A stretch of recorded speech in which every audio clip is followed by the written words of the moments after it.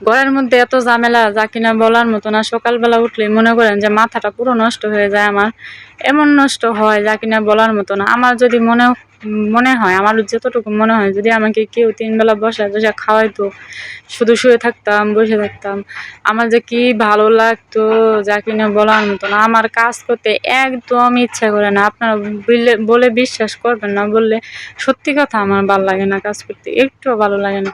আমি যা করি মনে করেন ঠেলার নাম বাবাজি, এই জন্য কাজ করি। আমার একটুকুও ভালো লাগে না কাজ করতে, সত্যি বলতেছি।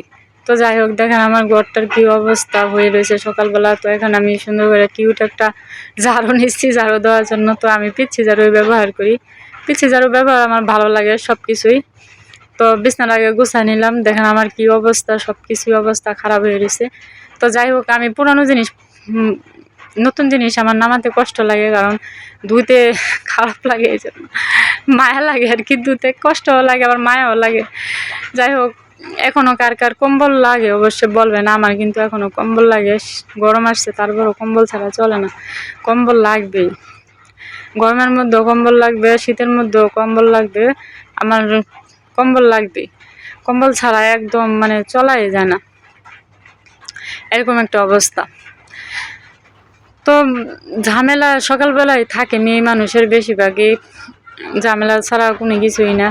তো পুরুষ মনে করে যে মেয়েরা মনে হয় শুধু বসে বসে থাকে ঘরের মধ্যে, কি কাজ, আরে কাজ আছে রে ভাই। আর যদি দুই একটা বাচ্চা কাচ্চা থাকে তাহলে তো আর কোনো কিছুই করার নেই।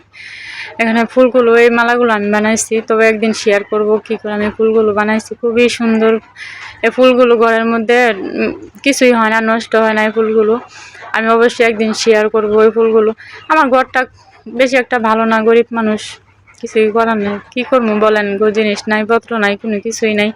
আর ঘরের ফ্রুটটা নষ্ট হয়েছে শুধুমাত্র লেবুর রস দিয়ে, দেখেন কি অবস্থা।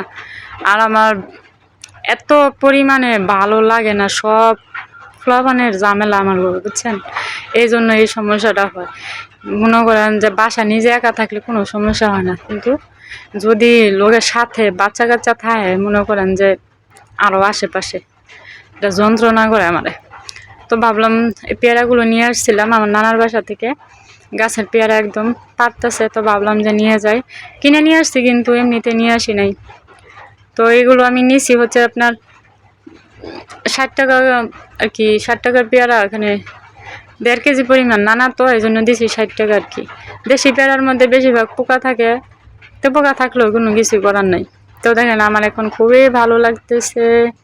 যাই হোক, এখন একটু রেস্ট নেব, শান্তিতে একটু নিঃশ্বাস নিব। আল্লাহ হাফেজ।